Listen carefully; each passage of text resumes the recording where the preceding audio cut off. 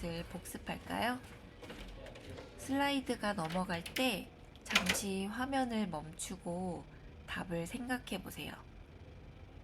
그리고 다시 재생한 후에 여러분이 생각한 답과 같은지 체크해 보세요.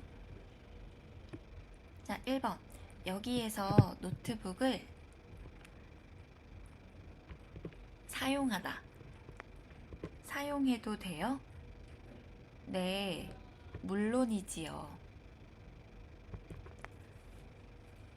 앞자리를 발로 차다. 차면 안 돼요. 네, 죄송합니다.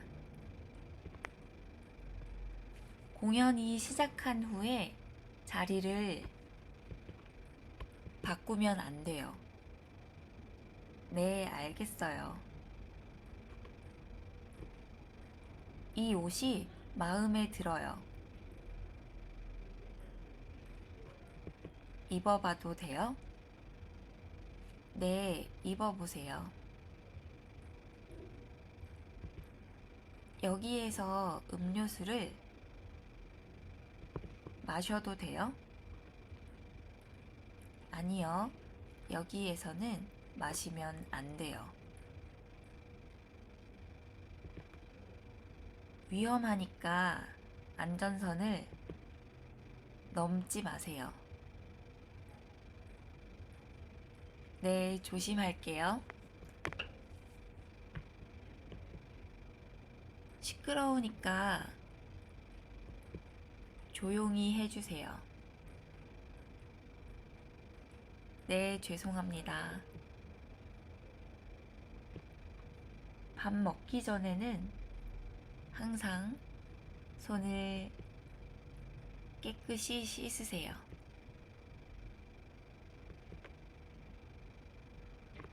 버스에 탈 때 다른 사람을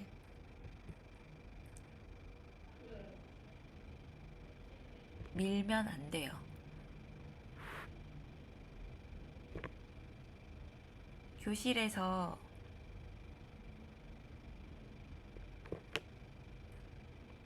지켜야 하는 규칙이 있어요? 네, 먼저 지각하면 안 돼요. 자, 그러면 오늘은 우리가 무엇을 공부할 거예요? 오늘은 다른 사람의 성격에 대해서 이야기할 거예요. 자, 그럼 성격을 말할 때 어떤 단어를 사용할 수 있어요? 우리 먼저 성격에 대한 단어를 체크해 볼까요? 여러분은 어떤 성격이에요? 자, 여기에 성격을 나타내는 단어가 있어요. 여러분은 어떤 단어를 알고 있어요? 어떤 사람이 성격이 좋아요? 어떤 사람이 성격이 나쁘다고 생각해요? 우리 하나하나 같이 살펴볼게요. 자, 이 사람은 어떤 사람이에요? 자, 비빔밥 하나 주세요. 그리고 점원이 잠시만 기다리세요 라고 말했어요. 하지만 5분 지났을 때 이 사람이 점원에게 여기 비빔밥 주문했는데 왜 아직 안 나오냐고 했어요. 자, 이 사람 성격이 어때요? 성격이 급해요.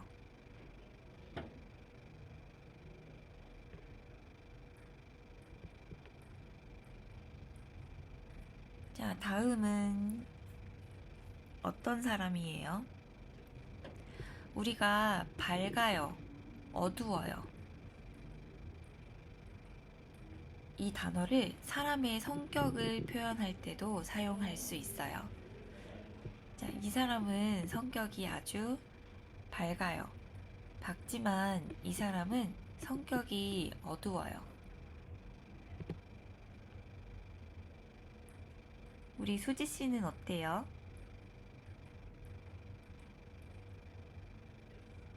자, 수지 씨는 항상 웃고 있는 것 같아요.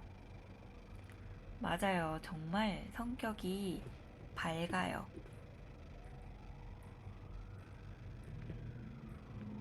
민수 씨는 어떤 사람이에요? 자, 민수 씨는 다른 사람을 잘 도와줘요. 정말 착한 사람이에요. 우리가 이 단어를 한국어로 말할 때 두 가지로 바꿔서 말할 수 있어요. 보통 성격에 대해서 설명할 때는 착하다라고 하고, 그 사람의 행동에 대해서 이야기할 때는 친절하다라고 해요.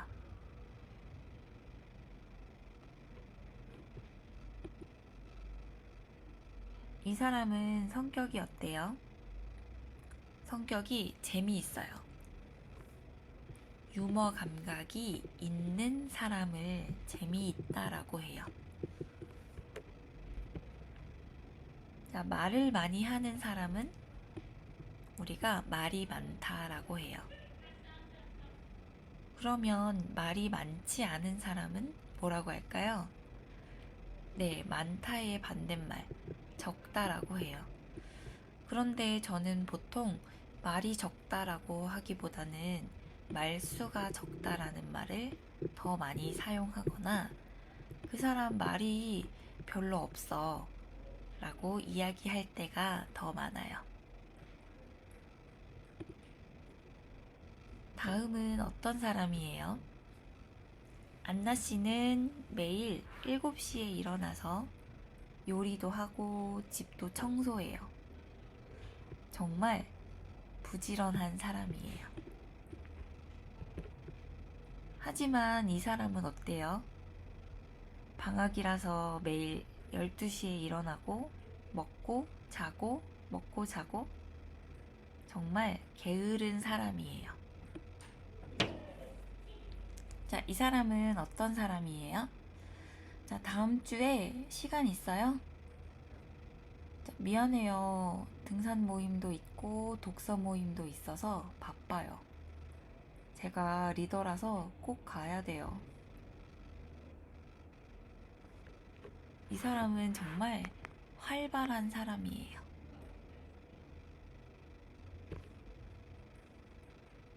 자, 그러면 우리 맞는 단어를 한번 체크해 볼까요? 자, 다른 사람을 잘 도와줘요. 이 사람은 착한 사람이에요. 일을 빨리빨리 해요. 잘 못 기다려요.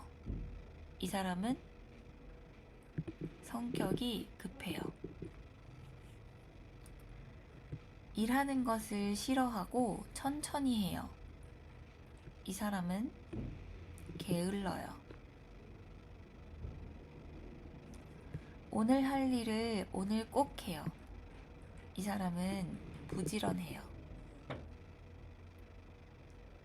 밝고 여러 가지 일을 많이 해요.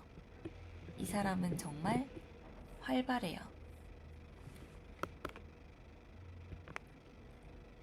자, 그러면 이제 여러분의 성격을 이야기할 수 있어요?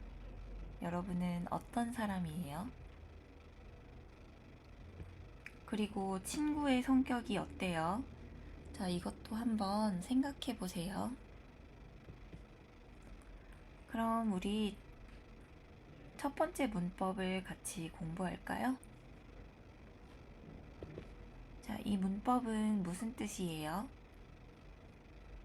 마리 씨에게서 전화를 받았어요.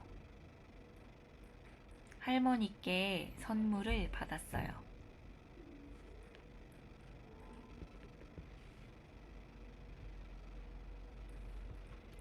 자, 이 사람은 안나 씨예요. 그리고 이 사람은 수지 씨예요. 안나 씨가 지금 무엇을 해요? 안나 씨가 수지 씨에게 선물을 줘요. 그럼 수지 씨는 무엇을 해요? 수지 씨가 안나 씨에게서 선물을 받아요. 자, 에게와 에게서는 문장에서 이런 뜻이에요. 자, 에게와 에게서 우리 다른 말로 표현할 수 있죠? 안나 씨가 수지 씨한테 선물을 줘요. 수지 씨가 안나 씨한테서 선물을 받아요. 그럼 다음 그림도 볼게요. 안나 씨가 지금 뭐 해요? 안나 씨가 할아버지에게 선물을 드려요. 자, 그럼 할아버지는 무엇을 하세요? 자, 할아버지께서, 께서는 가의 존댓말이죠? 안나 씨에게서 선물을 받아요.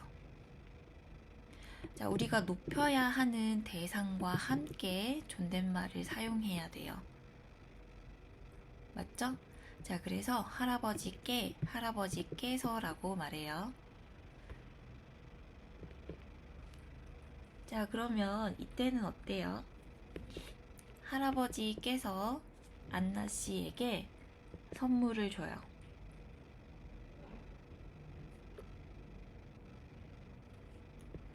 자, 그러면 안나 씨는 무엇을 해요? 안나 씨가 할아버지에게서 선물을 받아요. 자, 그런데 우리 할아버지는 우리가 높임말을 사용해야 돼요. 그래서 할아버지께 라고 해요. 자, 그래서 우리가 영어로 to를 말하고 싶을 때는 에게 한테, 그리고 나이가 많은 사람에게는 깨를 사용하세요. 우리가 from을 말하고 싶을 때에는 에게서 한테서, 그리고 여러분보다 나이가 많은 사람에게는 깨를 사용하면 돼요. 하지만 한국 사람들이 보통 말할 때 이야기하지 않는 경우가 더 많아요. 서를 빼고 to와 똑같이 에게, 한테라고 말해요. 자, 그래서 여러분이 듣고 맥락을 통해서 이해하는 것이 좋습니다. 이렇게 에게, 한테, 깨, 이 문법은 보통 사람하고 같이 사용하는데요. 우리가 어떤 장소나 기관하고 에게, 한테, 깨를 사용할 때가 있어요. 예를 들면 저는 은행에 전화했어요. 저는 은행에서 전화를 받았어요. 은행은 사람이 아니니까 에게, 한테, 깨를 사용하지 않고 에서를 사용해요.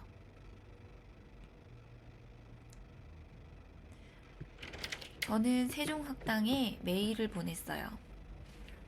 저는 세종학당에서 답장을 받았어요. 자, 이때 에서 우리 사람이 아니라 세종학당을 가리키고 있죠. 그래서 이때도 에게, 한테, 에게서, 한테서 사용하는 것이 아니라 에를 사용해야 돼요. 이 문법은 받침이 있거나 없거나 사용하는 방법이 모두 똑같아요. 유진, 유진에게서, 안나, 안나에게서, 유진, 유진한테서, 안나, 안나한테서, 선생님, 선생님께, 아버지, 아버지께. 자, 안나 씨가 무엇을 해요? 안나 씨가 수지 씨한테 전화를 해요. 수지 씨가 안나 씨한테서 전화를 받아요. 우리 해요는 이렇게 반대로 말할 때 받다를 사용해요. 안나 씨가 뭐 해요? 안나 씨가 수지 씨한테 메일을 보내요. 수지 씨가 뭐 해요? 수지 씨가 안나 씨한테서 메일을 받아요.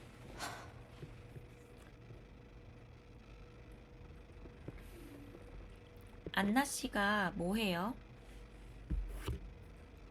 안나 씨가 민수 씨한테 한국어를 가르쳐요. 민수 씨가 안나 씨한테서 한국어를 배워요.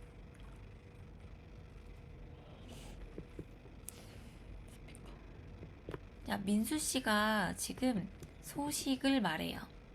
소식은 다른 사람의 새로운 뉴스를 이야기해요. 민수 씨가 수지 씨한테 소식을 말해요. 수지 씨가 민수 씨한테서 소식을 들어요. 다른 사람이 말했어요. 그래서 들어요.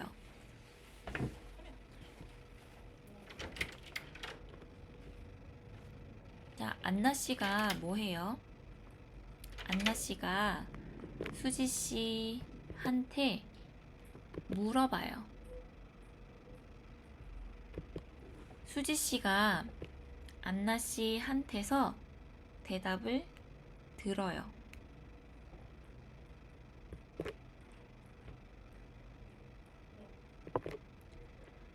안나 씨가 수지 씨한테 설명해 줘요.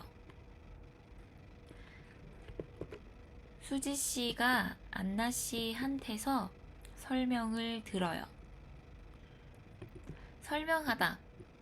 우리 다른 사람한테 이야기해요. 맞아요? 그래서 반대는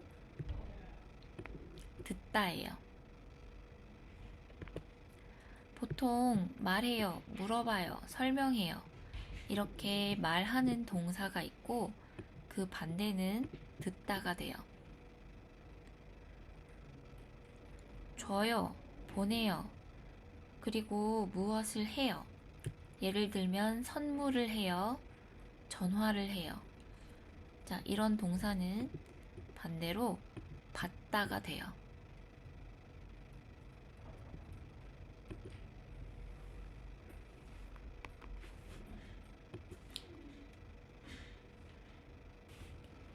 자, 그럼 우리가 이 그림도 보고 문장을 만들어 볼까요?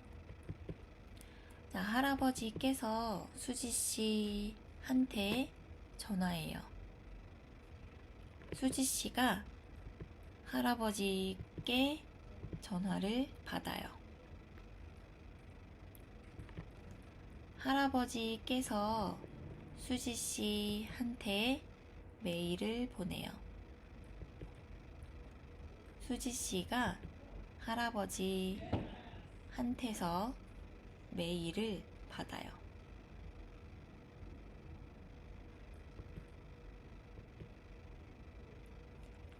할아버지께서 민수 씨한테 한국어를 가르쳐요. 민수 씨가 할아버지께 한국어를 배워요. 할아버지께서 수지 씨한테 소식을 말해요. 수지 씨가 할아버지께 소식을 들어요.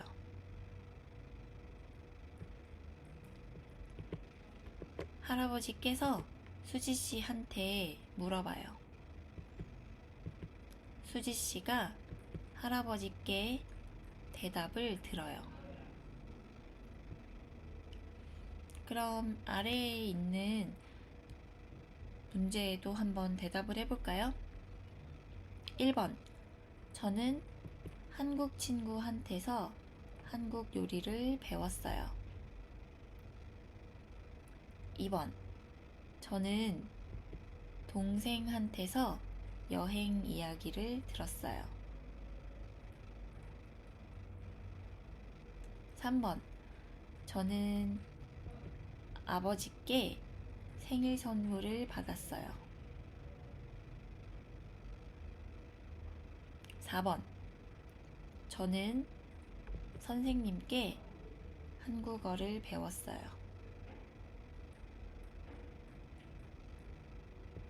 5번. 저는 어머니께 어릴 때 이야기를 들었어요.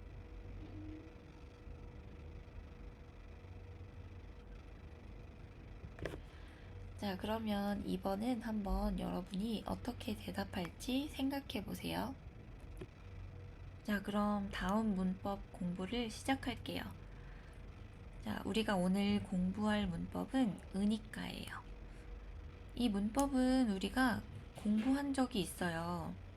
보통 이유를 말할 때 사용해요. 자, 그런데 오늘 배우는 으니까는 다른 의미가 있어요.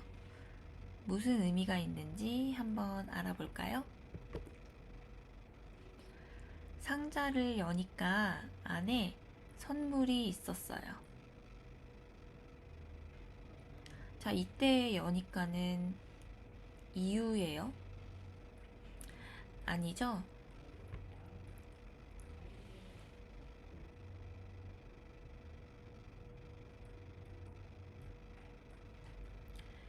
예를 들면 여러분이 박스를 열기 전에 그 안에 돈이 있는지 없는지 몰라요.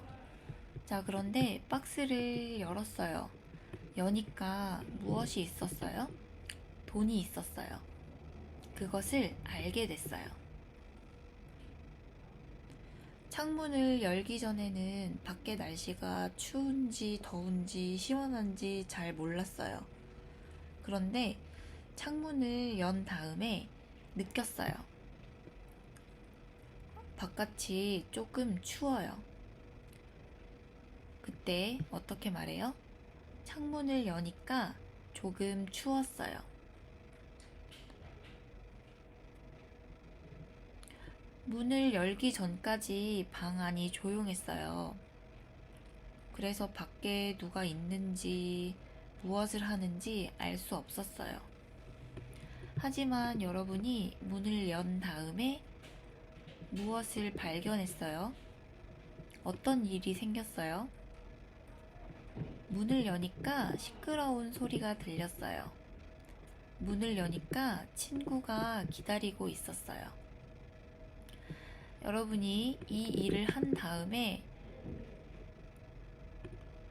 뒤의 일들을 알게 됐어요? 느꼈어요? 그 일이 생겼어요. 발견했어요. 자, 우리가 그때 이 문법을 사용해요. 그때 이 일을 하는 사람은 꼭 나여야 돼요. 그리고 보통 여러분이 발견한 일에 대해서 이야기하기 때문에 보통 과거형으로 끝나요.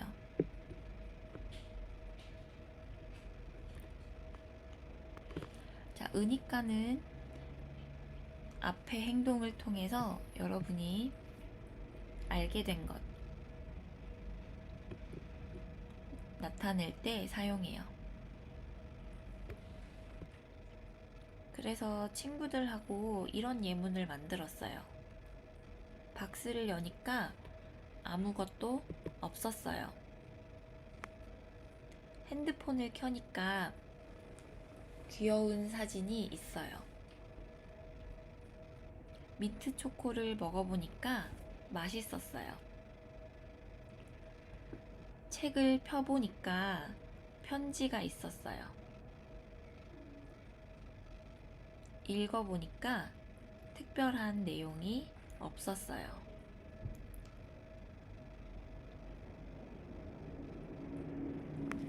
자, 여러분이 경험한 것을 강조하고 싶을 때는 이렇게 해 보니까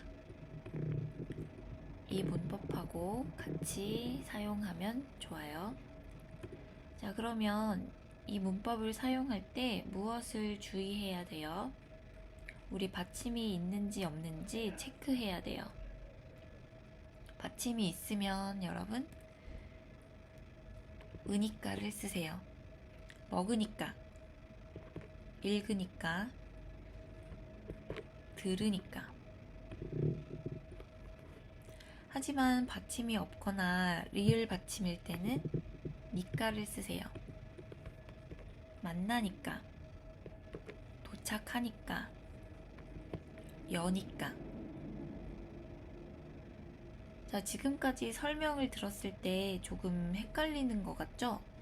그럼 우리 그림을 보면서 한번 같이 이야기해 볼까요? 이 사람이 사무실에 들어갔어요. 누가 있어요?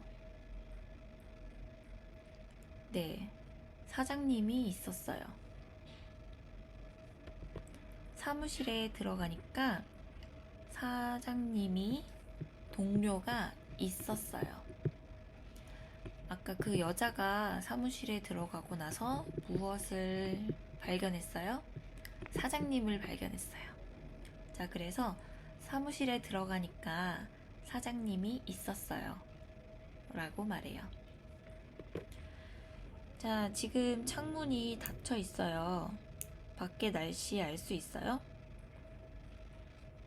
알 수 없어요. 자, 창문을 열었어요. 날씨가 어때요? 눈이 오고 있어요. 창문을 여니까 눈이 오고 있었어요. 여기에 박스가 있어요. 이 박스가 무거울까요? 가벼울까요? 여러분이 알 수 없어요. 하지만 박스를 들어봤어요. 어때요? 가벼워요. 박스를 들어보니까 생각보다 가벼웠어요.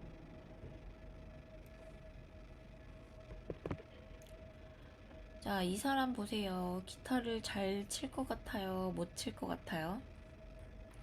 여러분 알 수 없어요. 자, 그런데 들어봤어요. 어때요? 기타를 잘 못 쳐요.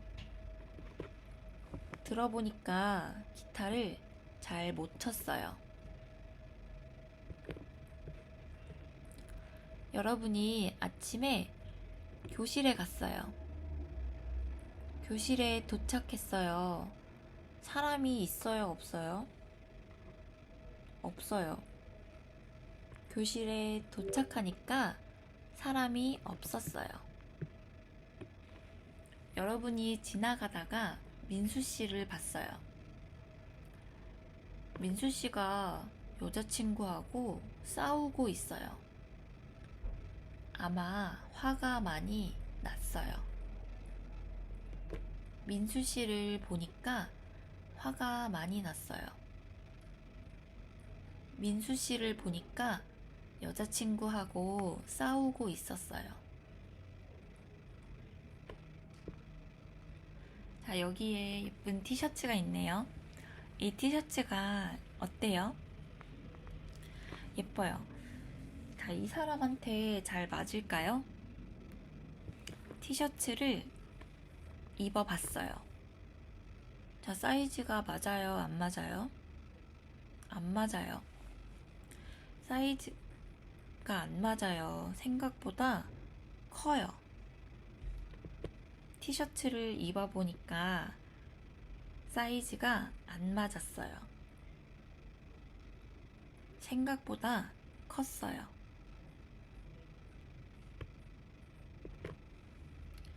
자, 이 사람이 새 식당에 갔어요. 자, 새 식당이 어때요? 새 식당에서 무엇을 했어요? 네, 새 식당에서 음식을 먹었어요. 자, 무엇을 알게 됐어요? 음식이 맛있어요. 그럼 어떻게 말해요? 새 식당에서 먹어보니까 맛있었어요. 자, 이 사람은 지금 일이 끝났어요. 그리고 시계를 봤어요. 지금 몇 시예요?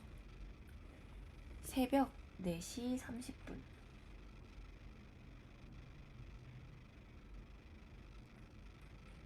일이 끝나고 무엇을 알았어요? 새벽 4시 반이라는 걸 알게 됐어요. 자, 어떻게 말해요? 일이 끝나니까 새벽 4시 30분이었어요.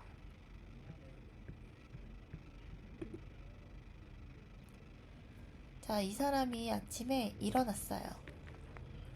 일어나니까 벌써 해가 떠 있었어요. 자, 여러분 이 사람 좀 보세요. 성격이 어떤 것 같아요? 이 사람 성격을 잘 몰라요. 자, 그런데 이 사람하고 이야기했어요. 같이 술을 마셨어요. 그리고 무엇을 알게 됐어요? 성격이 좋았어요. 민수 씨하고 이야기해보니까 성격이 좋았어요.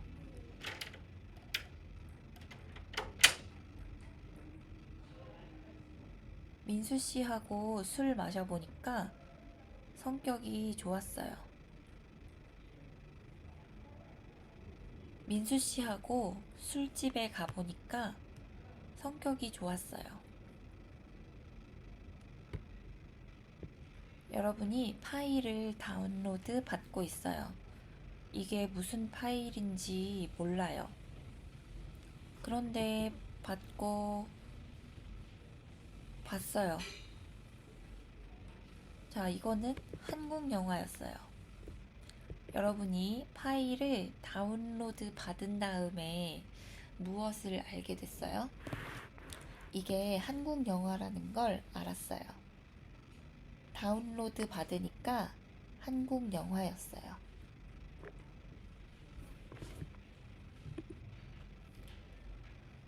여러분이 친구 집에 놀러 갔어요. 자, 친구 집이 어때요? 너무 더러웠어요. 지저분했어요. 자, 지저분하다는 우리 정리 안 한 상태예요. 더럽다는 청소 안 한 상태예요. 자, 여러분이 친구의 집에 간 다음에 무엇을 알게 됐어요? 친구 집이 너무 지저분하다는 걸 알게 됐어요. 자, 그래서 어떻게 말해요? 친구 집에 가니까 책상이 너무 지저분했어요. 자, 지금 이 사람이 뭐 해요? 들어요. 자, 그리고 무엇을 알게 됐어요? 두 사람이 싸우고 있어요. 들어보니까 두 사람이 싸우고 있었어요.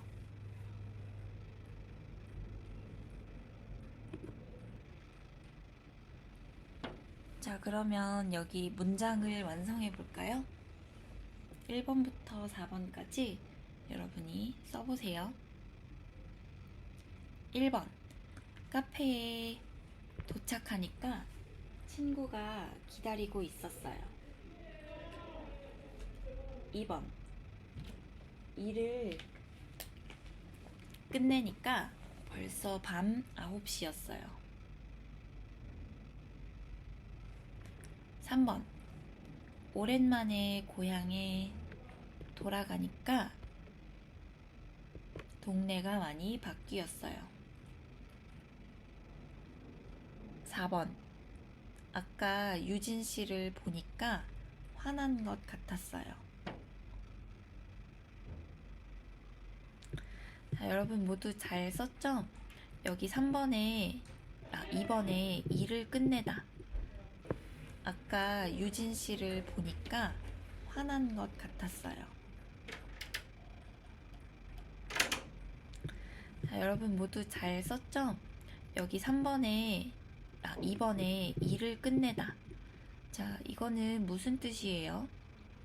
우리가 보통 일이 끝나다 라고 하면 어떤 상태나 다른 사람 때문에 일이 완료됐을 때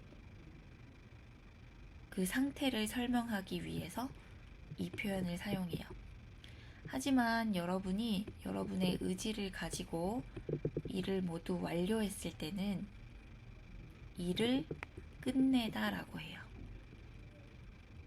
그래서 예를 들어서 식사가 끝나다 라고 하면 식사가 모두 끝난 상태를 설명하거나 아니면 다른 사람에 의해서 식사가 중단됐을 때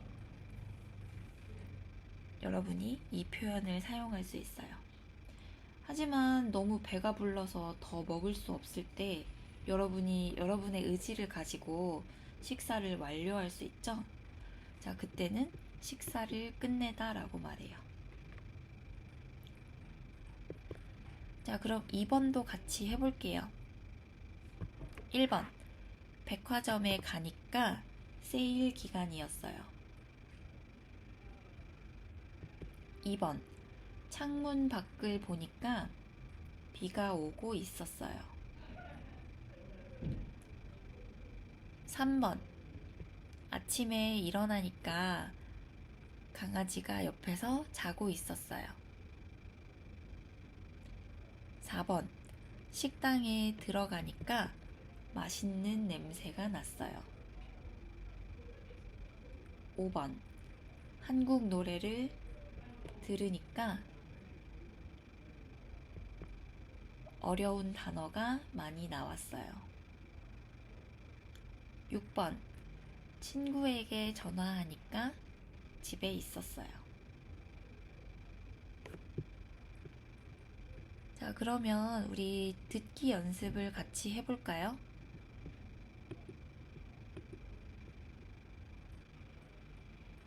자, 그럼 듣기 연습을 한번 해볼게요. 자, 안나 씨하고 준호 씨가 새 친구에 대해서 이야기해요. 들어보세요. 1번. 여러분은 세종학당 친구들과 처음 만났을 때를 기억해요? 준호 씨와 안나 씨가 옆반의 새로운 학생에 대해 이야기해요. 무슨 이야기를 할까요? 안나 씨, 옆반에 새로운 학생이 왔어요. 네, 알아요. 마리 씨한테서 그 친구 이야기를 들었어요. 마리 씨한테서요? 그 사람이 마리 씨 친구예요. 보니까 재미있는 사람인 것 같았어요. 저도 수업 끝나고 소개 좀 해주세요. 좋아요. 같이 가요. 안나 씨는 옆반의 새로운 학생을 어떻게 만났어요? 마리 씨한테서 친구 이야기를 들었어요. 2번, 옆반의 새로운 학생은 어떤 사람인 것 같아요? 재미있는 사람인 것 같아요. 자, 그래서 준호 씨가 안나 씨하고 수업 끝나고 새로운 학생을 만나러 갈 거예요. 1번. 자, 그럼 한번 잘 들어보세요. 옆집 사람은 언제 이사 왔어요? 들은 내용과 다른 것을 고르세요. 자, 그럼 준비하세요. 1번. 다음을 잘 듣고 질문에 답하세요. 며칠 전에 우리 옆집이 새로 이사 왔어요. 그래요? 안나 씨 옆집에 어떤 사람들이 이사 왔어요? 엄마한테서 들었는데 근처에 있는 학교 선생님 가족이에요. 딸이 한 명 있는데 저보다 2살 많아요. 그 언니하고 이야기해보니까 성격도 좋고 착한 것 같았어요. 좋은 사람들이 이사 왔네요. 한 번 더 들어보세요. 1번. 다음을 잘 듣고 질문에 답하세요. 며칠 전에 우리 옆집이 새로 이사 왔어요. 그래요? 안나 씨 옆집에 어떤 사람들이 이사 왔어요? 엄마한테서 들었는데 근처에 있는 학교 선생님 가족이에요. 딸이 한 명 있는데 저보다 2살 많아요. 그 언니하고 이야기해보니까 성격도 좋고 착한 것 같았어요. 좋은 사람들이 이사 왔네요. 자, 옆집 사람은 언제 이사 왔어요? 며칠 전에 이사 왔어요. 들은 내용과 다른 거는 뭐예요? 4번이에요. 자, 그러면 이 답이 왜 맞는지 우리 다시 한번 체크해요.